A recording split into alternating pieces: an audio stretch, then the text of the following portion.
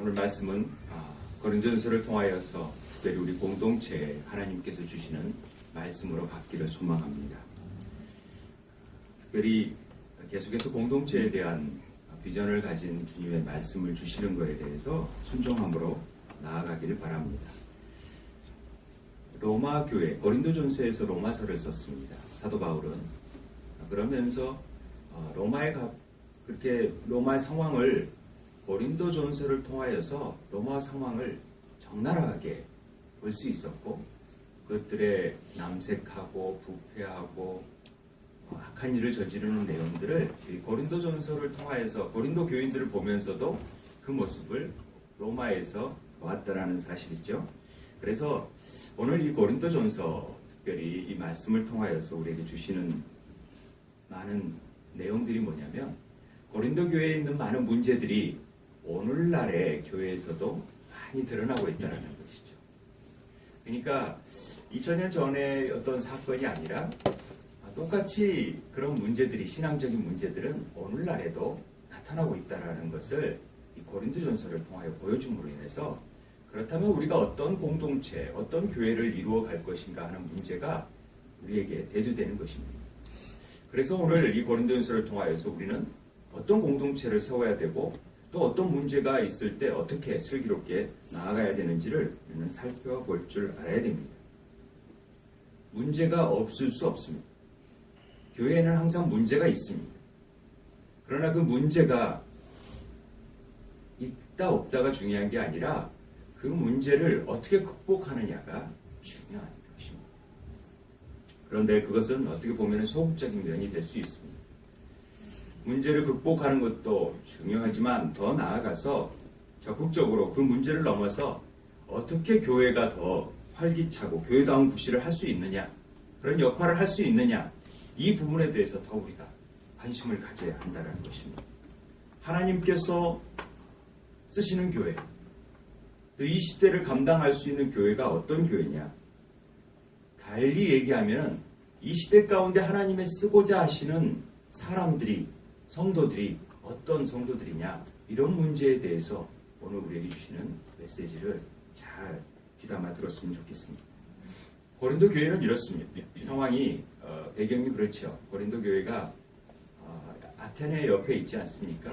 그러다 보니까 상당히 그 항구 도시로서 역할들, 많은 무역의 중심들이 이루어서 굉장히 번성을 했다고 합니다. 그 당시에 약 AD 50년경에 50만에서 60만이라면 굉장히 큰 인구수를 가지고 있습니다. 제가 어렸을 때 전라도 광주의 인구가 80만이었으니까 지금 안양이 60만 정도 된다. 안양시나 그다음에 또 어디가 60만이던데. 그러니까 안양 인구가 60만이 됐다라는 것은 굉장히 그 자체적으로 어떤 일도 감당할 수 있는 그런 도시가 되어지는 것이죠. 그런데 어마어마하게 큰 도시라고 보면 됩니다. 그 당시에 그 인구가 있었다면은. 저도 이제 고린도를 가본 적이 있었는데 도시들이 굉장히 그 큰 산 위에 세워져 있는. 그래서 아크로폴리스라는 말은 높은 도시란, 아크로가 높다라는 뜻이고 폴리스라는 것은 도시라는 이름이니까 높은 도시 쪽에 있어요. 그러니까 아테네도 굉장히 높고 그 높은 상황에서 더 높은 것이 그 파르테논 신전도 있고 그렇잖아요. 신전들이 다 위에 있더라고요. 어떻게 저런 신전을 지었을까 싶은데 높은 곳에 막 신전들이 있어요. 그런데 이 고린도에는 특별히 그 아프로디테 신전이, 유명한 신전이 있는데 그 신전에는 이 풍요의 신을 섬겼어요. 그러다 보니까 그 풍요의 신을 어떻게 섬겼냐면 특별히 사제들이 있었는데 여자 사제들이 있었죠. 여자 사제들이 1000명에서 3000명까지도 보는 문헌이 있더라고요. 1000명 정도의 3000명. 굉장히 큰 신전 아닙니까? 그런데 그 사제들의 역할이 뭐냐면은 이 풍요를 기인하기 위해서 제사 드리러 오는 사람들이 재물을 가지고 오는 게 아니라 여자들과 성행위를 하는 것이 제사의 방법이었습니다. 굉장히 웃기죠. 네? 그러니까 매춘 행위를 적나라하게 했던 것이죠. 그러니까 얼마나 이렇게 성적인 부분에서 개방되어 있다 그럴까요? 타락해 있다 그럴까요? 그런 도시가 고린도입니다. 다닥다닥 방들이 있고 그랬던 거죠.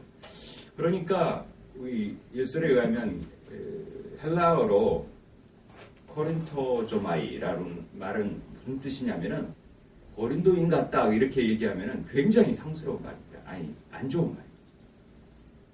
저 사람 굉장히 부도덕하네. 저 사람 완전히 음행적인 사람이네. 이런 저주성 말입니다. 저 사람 고린도인 같다. 이런 말. 우리 그렇잖아요. 보통 그 도시의 특성이 있어서 저 전라도 사람 같다 그러면 전라도 사람이 어쩐데? 그러면 좀 다혈질적이고 뭐 이렇게 뭐 이런다 할까? 뭐 경상도 사람 같다 그러면은 뭐 이렇게 인천 사람 같다 그러면 좀 짜다 뭐 이런 느낌 뭐 이렇게 뭐 서울 사람 같다 그러면 뺀질이 막 이렇게 어디듯이 약간 단지 그런 건 아니지만 이렇게 표현을 그렇게 하듯이 그렇게 일반화되어 있던 말이 돼 버릴 것입니다. 그러니까 이 고린도가 얼마나 타락되어 있고 또 굉장히 이렇게 세속화되어 있다는 거죠.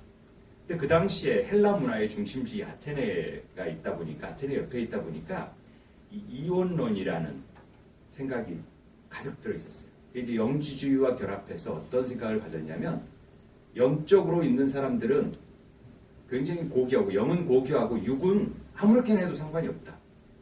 없어질 거니까. 그래서 육을 함부로 하기 시작했어요. 그러니까 굉장히 음행이 험난한 일들 뭘 하더라도 상관이 없던 거죠. 그래서 하나님께서 더 큰 은사를 부여줬나 모르겠어요. 고린도 교회에. 많은 은사들이 나타났다 보니까 거기에 교만해가지고 내가 영적으로 이렇게 하는데 그러면서 여러 문제들 화들의 문제, 우상의 문제 뭐 여러 문제들이 결혼의 문제 막 이런 문제들이 다 대두하기 시작했던 게 고린도 교회입니다. 어찌되었던 그런 상황 속에서 오늘 바울이 10절 말씀 10절 한번 같이 읽을까요? 시작. 내게 주신 하나님의 은혜를 따라 내가 지혜로운 건축자와 같이 터를 닦아둠에 다른 이가 그 위에 세우나 그러나 각각 어떻게 그 위에 세울까를 조심할지니라. 이렇게 말하는 것입니다. 자, 본인을 지혜로운 건축자라고 표현하고 있습니다. 내게 주신 하나님의 은혜를 따라서 나는 건축자다. 하나님의 일꾼이다. 하나님의 도구다. 라는 얘기를 하는 것은 그 앞에 사람들이 전부 다 나는 아볼로파, 나는 바울파, 나는 뭐 무슨 파 하면서 각자의 그 사람들의 모양을 보고 그들이 행하는 일들을 보면서 다 분파를 이루는 일들을 행했다라는 것 아닙니까? 그래서 바울은 얘기하는 거죠. 야, 그게 뭐, 너희들이 지금 뭘 지금 바라보고 어느 터 위에 세웠는지를 확실히 알아둬라. 이런 얘기를 하는 겁니다. 누구파가 무슨 성이 있느냐. 다 그건 하나님의 일꾼들이고 하나님의 사역자들이고 하나님의 동역자들이다. 하나님의 집이고 하나님의 밭인데 다 그것 우리가 6절 7절 그 앞에 있는 6절 7절 보면요. 나는 심었고 아볼로는 물을 주었을 때 오직 하나님께서 자라게 하셨다. 이 일을 이루시는 분은 하나님이시지 다른 사람들이 아니라는 거죠. 그저 하나의 막말로 얘기하면 도구라는 거예요. 그런데 그 도구를 바라보면서 도구에게 나는 도구파다 뭐파 이렇게 얘기한다는 것이 말이 안 된다. 이런 얘기를 하는 것입니다.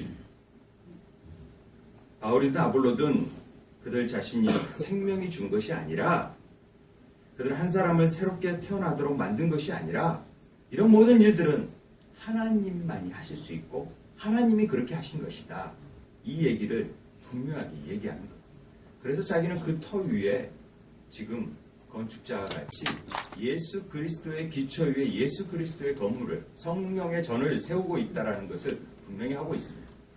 그런데 그 터 위에 다른 사람들이 지금 뭔가를 세우려고 한다면 굉장히 조심할 필요가 있다. 이 얘기를 지금 먼저 서두에 하고 있는 것입니다.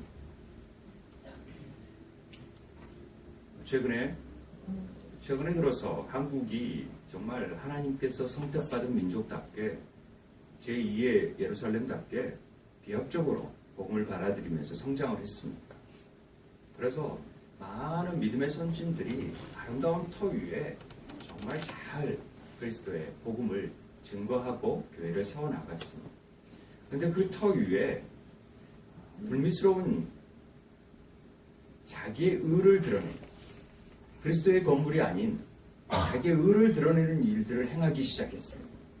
그러다 보니까 큰 교회들이 분쟁이 일어나는 것 같고 또 세습을 함으로 인해서 많은 사람들에게 이게 하나님의 집이고 하나님께서 하신 일이라고 말을 하면서도 이게 다 자기의 영광과 자기의 의를 드러내는 일을 하고 있는 것을 보게 됩니다.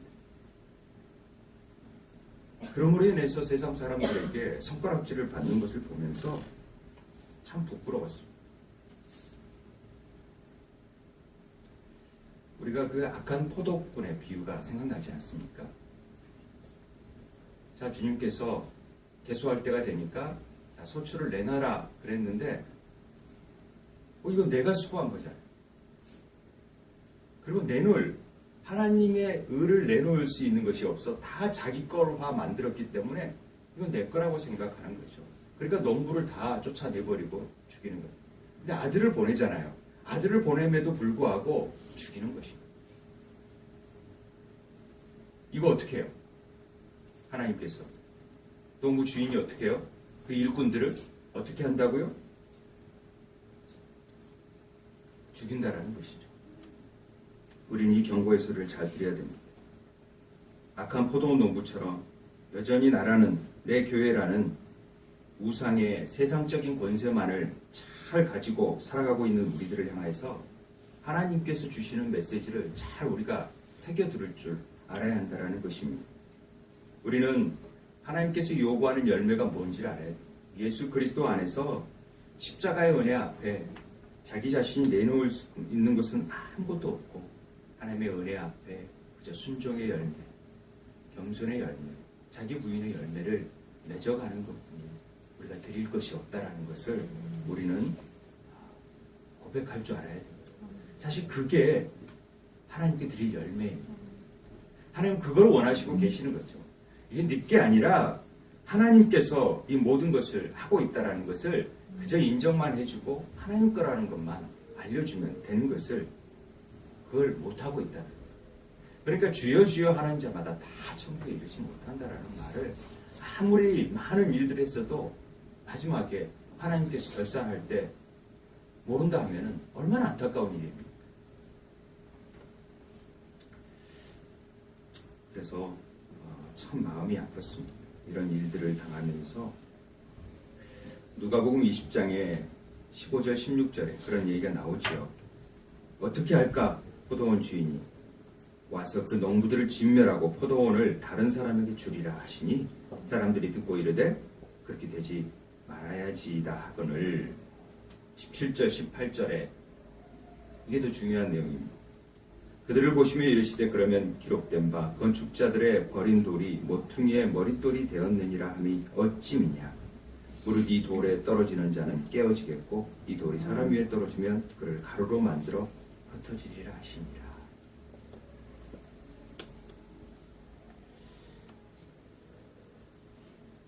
성경 속의 비유대로 한다면 살아남을 자들이 없습니다. 비단 큰 대형 교회들만의 문제가 아니고 우리 모두가 그렇습니다. 우리 모두가 자기의 의를 통하여 자기 욕심을 채우는 신앙생활을 할 때가 참 많기 때문에 그렇습니다. 다 아담 안에서 선악과를 따먹고 눈이 밝아져가지고 하나님처럼 살겠다고 여기는 꼴이 되어버린 것입니다. 저마다 자신의 집을 지으려고 합니다. 내 집, 내가 건축자가 되고 싶고 내 건물을 짓고 싶은 욕심이 있는 거예요. 그 건물이 있으니까 그 건물을 더 지키고 싶고 빼앗기지 않고 싶어 하는 마음들이 있다라는 것입니다. 그 집은 여러 가지 모양으로 지으지만 결국은 다 나라는 자아의 집을 짓고 있는 것입니다. 안 그렇습니까? 그러한 세상의 건축자들은 하나님께서 너희들의 그 가능성을 부인하고 예수의 은혜만을 의지하는 그런 주인의 요구를 들으라는 것입니다. 그런데도 자존심이 상하고 자기 이름을 내고 싶으니까, 그걸 빼앗기지 않고 싶으니까 절대로 그 말을 받아들이지 못하면 쫓겨가고 결국은 죽음을 당할 수 있다는 하나님의 경고가 우리에게 주어지는 것입니다. 주인이 모퉁이 돌을 삼으라고 보내신 예수를 주춧돌을 죽여가지고 교회 담장 밖으로 던져버린 일이 생겨났습니다. 악행을 저지른 것입니다. 예수님께서 그 집을 어떤 집이라고 하냐면 모래 위에 세운 집이다. 그가 지난주에 설교를 했듯이 모래 위에 지은 집이다. 이렇게 얘기합니다. 포항 지진이 있었습니다. 오래된 건물도 있고 또 필라테스 공법인가? 필로팅 공법인가? 필로가 기둥이니까 기둥들을 세우는 공법인 것 같아요. 그런 공법으로 세운 집들이 막 많이 어려움을 당하고 또 막 무너지고 그런 걸 봤습니다. 참 우리가 잘 세워야지 한 번씩 영적인 지진이 일어났을 때 하나님의 공력을 시험하는 불이 붙었을 때 남아있을 것이 무엇인가, 이게 참 중요해요. 어떤 터 위에 세웠느냐가 중요하기 때문에 오늘 말씀을 우리에게 해주시는 것입니다. 13절에 각 사람의 공적이 나타날 터인데 그날이 공적을 밝히리니 이는 불로 나타나고 그 불이 각 사람의 공적이 어떠한 것을 시험할 것입니다. 우리를 시험한 일들이 나타나기 시작할 거예요. 잘 세워야 되는 것이죠. 그래서 불로 심판해서 다 타버리면은 해를 받게 된다. 이렇게 말씀하고 있는 것입니다. 이게 교회의 문제 같지만 교회가 우리니까 우리에게 적용되는 문제 아닙니까? 여러분들의 신앙생활할 때 어느 터 위에 세울 것이냐, 이런 부분을 우리가 심각하게 고민하라는 것입니다. 그래서 16절, 17절에 너희가 하나님의 성전인 것과 하나님의 성령이 너 안에 계신 것을 알지 못하느냐? 이렇게 지금 다시 한번 얘기하고 있는 것입니다. 우리가 어떤 터 위에 어떤 재료를 가지고 건축하느냐, 이건 굉장히 중요합니다.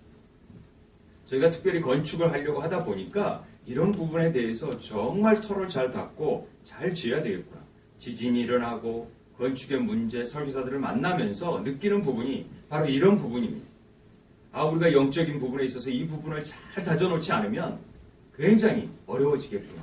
그러니까 큰 교회라 하더라도 어떤 어려움이 있을 때 그 목회적인 리더십을 이양하는 과정에서 지진이 일어나서 무너져 버리는 겁니다.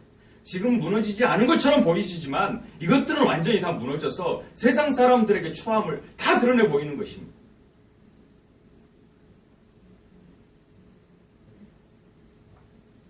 우리가 성전이라면, 성령의 전이라면 어떻게 세워야 돼요? 그것은 우리가 건축자라는 이 말이 여기서만 나옵니다. 아키텍처라는 말이 이 단어에서만 나오고, 유일하게 신약 성경에서 건축자라는 말이 여기서만 나온다는 것입니다. 우리가 어떻게 세워야 될 것인가? 그것은 그리스도 반석 위에 세워야 된다는 것을 지금 얘기하고 있는 것입니다. 그 터가 기초라는 뜻인데 그 기초 위에 우리가 든든하게 말씀 위에 세워야 된다는 것을 말씀하고 있는 것입니다. 그것이 은혜의 집인 참 교회다. 지금 그렇게 말씀하고 있는 것입니다. 하나님이 그 집만 받으신다는 것이죠. 다른 것들은 다 무너져 버릴 거라는 거죠.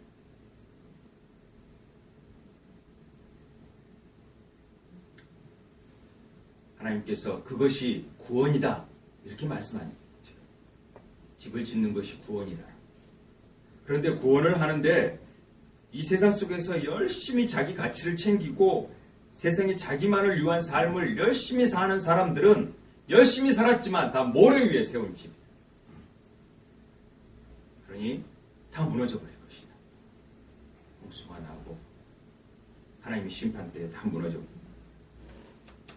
그러나 그리스도의 터 위에 세워도 물론 구원을 받고 그 구원을 받았지만은 그 터 위에 세운 것들이 어떤 재료를 사용했냐에 따라서 부끄러운 구원을 받을 수 있다는 것이 오늘 메시지입니다. 금, 은, 보석으로 세워야 되고 나무, 풀, 잎으로 세우는 것과 비교해서 지금 설명을 합니다. 이것은 세상적인 가치를 두고 얘기하는 것이 아닙니다. 세상 사람들이 좀 오해하는 부분이 있죠. 금은 보석이 같이 있어서 그러냐. 그런 게 아니라 금은 보석은 타지 않는 거고 다른 물품은 타는 것, 이것을 비교하기 위한 것입니다. 더 다른 의미로서는 하늘에 보물을 쌓아두는 것과 땅에 있는 보물과의 차이입니다. 그러니까 이 땅 위에 세우는 것들은 나무, 잎 이런 것들이에요. 그런데 불이 왔을 때는 다 좀먹고 녹이 슬고 다 타져버리고 무너져버립니다. 그런데 하늘에 있는 것들은 절대로 무너지지 않는 영원성을 가지고 있다는 것입니다. 우리가 천년만년 살 것처럼 수많은 재물을 모으고 욕심을 세우고 그렇게 살아갑니다. 그런데 우리가 빈손으로 가는 인생 아닙니까? 다 가지고 갑니까? 천만에요 말씀이에요. 그거 자녀들에게 물려주면 자녀들이 잘할 것 같아요? 그렇지 않습니다. 올바른 믿음을 물려주고 고기 잡는 법을 가르쳐주는 것이지 그 물건이 있으면 오히려 자기 자신을 망가치게 하는 일들을 봅니다. 그러니까 재벌 2세, 3세들이 다 망나니 이런 말을 좀 하는 것들은 그렇지 않을 수도 있지만은 그럴 확률이 더 크다라는 거죠. 이 땅의 것들이 다 그렇습니다. 수많은 세월 속에서 이 땅에 사는 삶이 100년이라고 한다면은 어찌 보면은 그 많은 우주의 시간 속에서 이 100년이라는 시간은 너무나도 짧은 찰나의 순간입니다. 찰나 말이 불교적인 용어지만은 너무 짧은 순간이라는 것이죠. 그런데 그 짧은 순간을 우리는 천년만년 되는 것처럼 살고 있다는 것이죠. 그 가치에 두지 말고 영원한 것을 바라볼 수 있는 눈을 가지고 거기에 쌓아두라는 것입니다. 그래야 영원한 삶을 살 수 있는 가치가 생겨나는 것이죠. 지금 우리가 무엇을 세울지를 잘 고민해야 되는 것입니다. 지금 사도 바울이 하고 싶은 얘기가 뭐냐? 바로 하나님의 은혜를 받은 자로서 십자가로 말미암아 너희 하나님의 백성으로 새롭게 태어나 이제 달려가야 되지 않겠느냐? 이런 말씀을 하시는 것입니다. 옛날에는 내가 이 세상의 가치와 욕심을 가지고 살 때는 영혼에 대한 것을 몰랐잖아요. 그러니까 더 많이 뺏어야 되고 더 많이 얻는 것이 이 세상의 가치 기준이었습니다. 그래서 상대의 경쟁 가운데서 승리해야지만이 내가 곧 사는 것처럼 여겼습니다. 그런데 영혼성에 대한 가치를 우리가 알기 시작하면서부터 이게 무의미한 일이구나. 아니 이걸 가지고 더 영혼성에 있는 일들에 지혜로운 사람이 돼야 되겠구나. 이 불의한 재물을 통하여서 정말 하나님의 영광을 드러낼 수 있는 사람들이 돼야 되겠구나. 이런 가치를 아는 자들이 진정한 하나님께서 원하시는 집을 지을 줄 아는 그 재료로 지을 줄 알고 그 공력은 절대 타지 아니하고 그것들이 남아있다라는 것입니다. 지극히 작은 자에게 한 것이 내게 한 것이라고 너희가 목마를 때 언제 한번 나에게 준 적이 있느냐 말씀하시는 그 음성도 우리가 들을 줄 알아야 돼요. 정말 연약한 자들을 위하여서 우리가 아낌없이 대접했던 작은 대접일망정 그 일을 하나님이 기억하고 계신다는 것이죠. 그건 타지 않는다는 것입니다. 왜요? 그것은 우리의 욕망이 아닌 그리스도의 의를 드러내는 일이기 때문에 그렇습니다. 그분을 대접하는 일은 그분과 함께 동행하는 일이기 때문에 그렇습니다. 여러분 지금 어디에 집을 세우고 계십니까? 그리스도 터 위에 세우고 계신다면 이왕이면 절대 타지 않는, 무너지지 않는, 해받지 않는, 더 드러나고 빛나는 그런 집을 지어야 되지 않겠습니까? 지금 주님이 묻습니다. 내가 닦아놓은 터는 예수 그리스도다. 그러니까 이 터 위에 세워야 할 것이 무엇입니까? 우리에게 질문합니다. 우리 공동체에 대해서 질문할 수도 있고 개개인에게 질문할 수가 있습니다. 왜냐하면 우리가 성전이니까. 무엇을 위해 저는 지금 달려가고 있고 무엇을 위해 지금 세우고 있느냐. 그리스도 위에 터 위에 세우고 있느냐 아니면 이 세상 가치 터 위에 열심히 세우고 있느냐. 이것부터 점검하라는 것입니다. 아, 그래 우리는 세상 가치가 아닙니다. 그럼 그리스도 위에 터 위에 세우고 있다면 어떤 재료를 쓰고 있느냐? 이걸 우리에게 묻고 있는 것입니다. 건축에 이제 관심이 있다 보니까 건축물을 유심히 봅니다. 신방을 하거나 아파트나 보면은 사진들 찍고 재료를 보죠. 아, 어떤 벽지를 썼나, 어떤 마감 재료를 썼나. 그런데 어느 한 분이 그러더라고요. 5 내지 10%만 좋은 마감 재료를 쓰면은 아주 건물이 럭셔리하게 보인대요. 조금만 투자를 더 하면 이렇게 그래요. 아, 이 정말 이왕 잘 짓는 거 그거 투자해야지. 그래서 정말 럭셔리하게 보이면 좋겠지요. 그러나 우리는 출제자의 의도를 잘 알아야 됩니다. 수능 시험에서 출제자의 의도가 뭔지를 잘 알아야 정답을 고를 수가 있습니다. 그렇지 않습니까? 하나님께서 요구하는 수준이 있고 요구하는 식양이 있고 모양이 있습니다. 왜 기가 막히게 성막을 그렇게 짓지 못했을까요? 더 멋진 바벨론에 멋진 막 수로가 있고 막 엄청 성벽으로 쌓아둔 그런 게 있을 텐데 왜 그런 성막을 지으라 그러셨을까요? 우리는 그저 주님의 원하시는 남들이 볼 때는 별로 가치가 없어 보이는 것 같고 별 볼 일 없어 보이는 것 같아도 그것들이 타지 않는 거라. 그런 가치를 지을 줄 알아야 된다는 것을 우리에게 말씀해 주시는 것입니다. 제가 이 어린이집에 대한 소망이 있잖아요. 그래서 이제 우리는 커뮤니티 공간을 어린이집으로 많이 할 거라. 그러니까 이제 많은 목사님들도 제게 국공립 어린이집을 지면은 보조금이 5억에서 10억도 주고 건물 지으라고 돈이 나온대요. 아, 그럼요.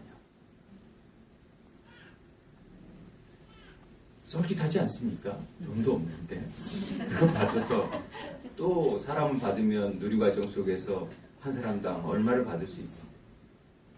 그런데 하나님의 설계도에는 그런 내용이 없어요. 철저히 말씀 앞에 치여라.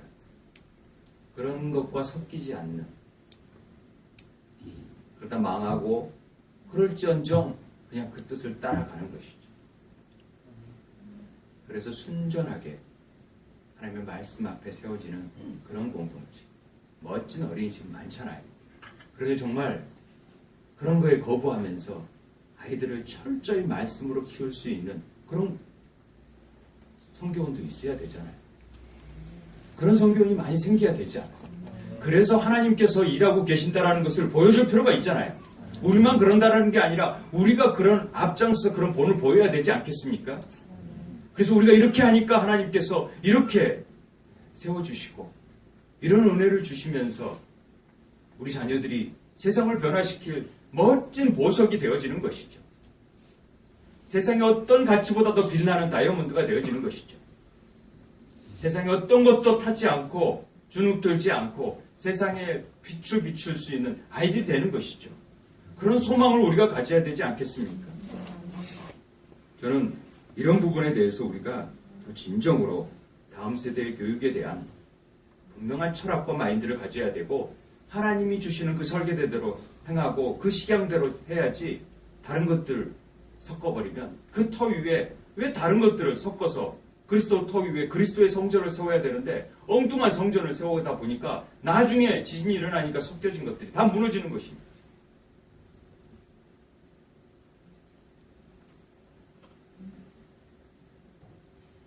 가치를 잃어버리면 부끄러운 고문을 받습니다. 터 위에는 세워요. 그냥 그것뿐입니다. 공력이 없어요. 그러나 소박하더라도 남아있으면 그 공력이 하나님께 상 받을 거예요. 그런 부분이. 그래서 그런 말 들으면 제가 이렇게 감사합니다. 좋은 정보 줘서. 그렇지만은 속으로 사단아 물러가라. 유혹받지 않아. 십자가 터 위에 아직 말씀 터 위에 세우렸다. 막 이렇게 속으로 합니다. 저도 막 유혹받고 싶고 또 돈도 없으니까 하나님이 돈이 없는 하나님이 아니시잖아요. 열방의 재물을 가져다 주실 분이 우리 하나님 아니십니까? 네. 모든 걸 가지고 계신 하나님이신데 믿고 나아가는 것이죠. 주님께서 너희 왜 십자가를 반대하고 십자가 기초에 대한 결과에 대해서 그 일과는 반대되는 길을 자꾸 걸으려 하느냐? 그러면서 내게 주신 하나님의 은혜를 따라 내가 지혜로운 건축자같이 터를 닦아둠에 다른 이가 그 위에 세우나 그러나 가까워 특히 그 위에 세울지를 조심해라, 이런 말씀을 하고 계시는 것입니다. 이게 경고라고 생각을 합니다.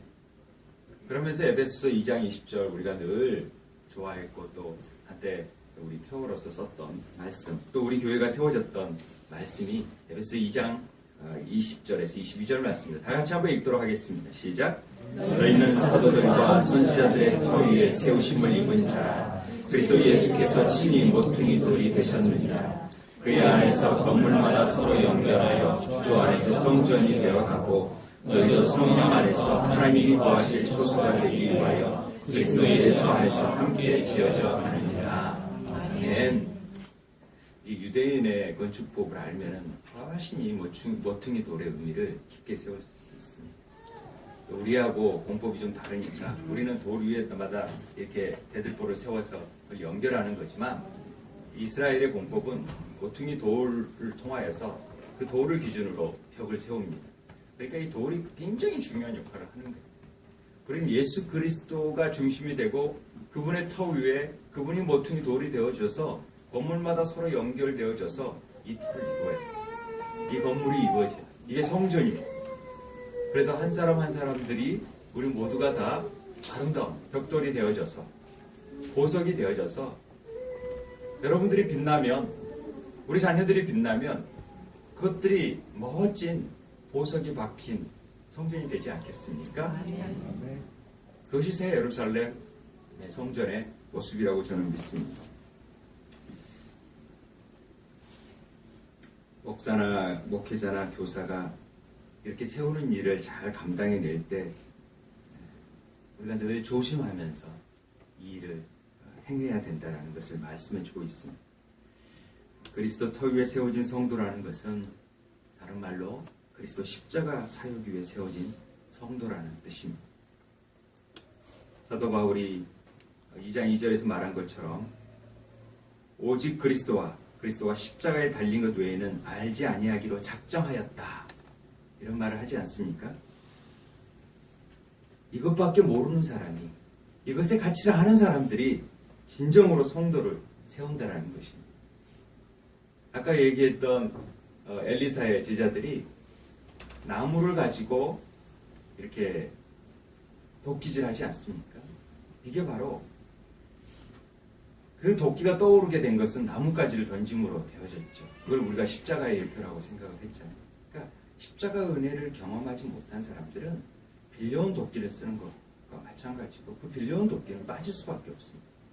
그러나 그 십자가의 은혜를 경험한 사람들을 통하여 지어진 성전들은 진정으로 아름다운 진리 안에서 자유함을 누리고 또 그런 자녀들을 만들어가는 것이 우리가 해야 할 일이라, 우리가 지어야 될 건물이라는 것을 우리에게 말씀해주고 있는 것입니다. 세상 사람들 보통 교회에서도 아이들을 놓고 우리가 기도를 해주지 않습니까? 그들이 삶 속에서 정말 세상 가운데 잘 되고 또 공부 열심히 해주고 결혼 잘하고 좋은 직장 갖게 하고 사업 잘 되게 해주라고 이런 식으로 우리가 기도를 합니다. 그런데 그렇게 키운 자녀들이 50년, 60년 바뀌지 않습니다. 잘 가르치고 교육했는데 남는 것이 아무것도 없어요. 오히려 유학 보냈는데 부모들은 무시하고요. 유학 보내서 잘 직장에서 성공했는데 오히려 부모에게 몰라라 하고 자기들만 사는 자기 집들을 짓는 것입니다. 이게 얼마나 우스운 일입니까?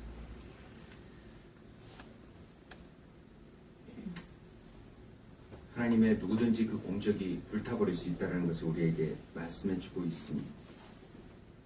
그래서 우리가 세상 사람들에게 오는 사람들에게 늘 권면할 때는 그런 기도보다는 철저히 십자가 안에서 자기를 부인하는 삶을 살고 그 십자가의 은혜를 가르치는 일이 중요하고 그걸 깨닫게 해주는 일이 중요하다는 것을 우리가 고백할 줄 알아야 되고, 그것이 진정으로 나무를 패는 일이고 중보기도 하는 일이라는 것을 우리에게 가르쳐 주는 것입니다. 제가 목회하면서 주님께서 원하시는 것이 바로 이런 것이라는 것을 깨달았습니다. 제가 수많은 설교학 책을 읽어보지 않았겠습니까? 그리고 어떻게 설교해야 여러분들의 마음을 홀릴지도 알고 있습니다.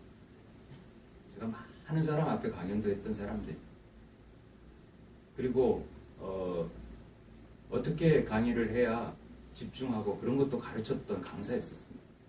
그런데 이런 것들이 아무런 의미가 없다라는 거죠. 오직 십자가와 부활 외에는 여러분의 삶을 뒤바꿀 수 있는 것이 아무것도 없기 때문에 오직 십자가와 부활, 그것밖에 전할 것이 없다라는 것입니다. 그래서 우리 삶 속에서는 그리스도가 십자가에 되어져서 끊임없이, 제가 오늘 올렸던 사랑이라는 단어가 바로 십자가의 사랑이라는 것이죠. 그래서 자기를 부인하는 삶이 돼야지만이 오래 참고 무례히 행치 아니하고 정말 우리가 진정한 사랑을 행할 수 있는 자들이 되어지는 것이지, 그거 없이는 겸손하고 온유하고 그런 성령의 열매를 맺지 아니하고 전부 다 자기 자랑과 자기 과시와 자기 교만의 열매들을 맺어간다면 그것이 하나님이 원하는 열매가 아니라는 것을 우리에게 가르쳐 주는 것입니다. 진정으로 오른밤을 때렸을 때 왼밤을 내줄 수 있고, 머리를 가져갈 때 심리를 가질 수 있고, 겉옷을 달라할 때 속옷까지 줄 수 있는 삶이 돼야 되는 것이죠. 교회가 그런 훈련장이 되어야 한다고 믿습니다. 부르심에 합당하게 우리는 출제자의 의도를 잘 알고 행해야 됩니다. 무엇을 세울지, 너희가 지어야 할 건축이 어떤 것인지 잘 고민하면서 살아가는 것입니다. 신앙이라는 것이 그겁니다. 주를 닮아가고 주 안에서 커가야 된다는 것이죠. 우리가 열매 맺는 것이 아니라, 우리의 열매가 아니라 성령의 열매를 맺는 삶, 주님이 원하시는 열매를 내놓을 줄 알아야 그것이 진정으로 칭찬받고 충성된 종이라는 것을 우리에게 가르쳐 주시는 것입니다. 화평, 인내, 절제, 온유, 오래 참, 용서, 이것이 우리 터 위에 세울 수 있는 아름다운 건축 재료가 되길 바랍니다. 그렇게 와서 하나님께서 감리하시고 감리사 보내시고 중간검사할 때 와, 잘 지었구나, 통과돼야지, 그래야 되지 않겠습니까? 아, 이거 다시 지어라고 하면 어떡합니까? 이거 잘못 지었다고 하면 어떻게 됩니까? 속여서 넘어갈 수 있지만 지진이 나면 어떡합니까? 오늘 우리가 지혜로운 건축자가 되어져서 그리스도의 터 위에 진정으로 아름다운 하나님의 말씀으로 지어지는, 그리고 순전한, 그리고 하나님이 기쁘게 받으실 그런 신령한 집으로, 거룩한 제사장으로 되어지는 은혜가 우리 삶 속에 자기 부인의 십자가를 통하여 나타나게 되기를 주의 이름으로 축원드립니다. 기도하도록 하겠습니다. 하나님, 정말 우리가 여전히 우리의 것들을, 또 태워져 버릴 것들을 위하여서 살아가고 있지는 않은지, 우리 안에 결코 타지 않고 공력으로 해야지 해안받지 않는 그런 능력이 나타날 수 있게 우리 삶을 주장하여 주시고, 그 자기 부인의 삶이 나타날 수 있는 성령의 능력이 임할 수 있게 도와주십시오. 함께 기도하도록 하겠습니다. 아버지 하나님, 그렇습니다. 무익한 저희들, 악한 저희들, 게으른 종들, 하나님 자기의 이름을 드러내고 싶고 자기의 영광을 구현하고 싶고, 그래서 하나님 이걸 통하여서 과시하고 싶은 욕망이 우리들한테 끊임없이 찾아오지만, 우리 안에서 세상의 터 위에 세우는 것이 아니라 그리스도의 터 위에 말씀 안에 아름다운 건축물이 되어줄 수 있도록 세워주시는 은혜를 경험합니다. 하나님, 우리가 성전이기에 이 성전이 하나님 앞에 성령의 역사하심을 드러낼 수 있고, 성령의 동행하심을 경험할 수 있고, 성령의 인도하심을 따를 수 있는 성령의 집이 되길 원합니다. 하나님, 그 일을 통하여 그리스도의 영광이 드러나고 오직 예수 그리스도만을 높여가는 그런 신령한 집으로 세워진 아름다운 성전들이 될 수 있도록 도와주시옵소서. 아버지, 도와주시옵소서.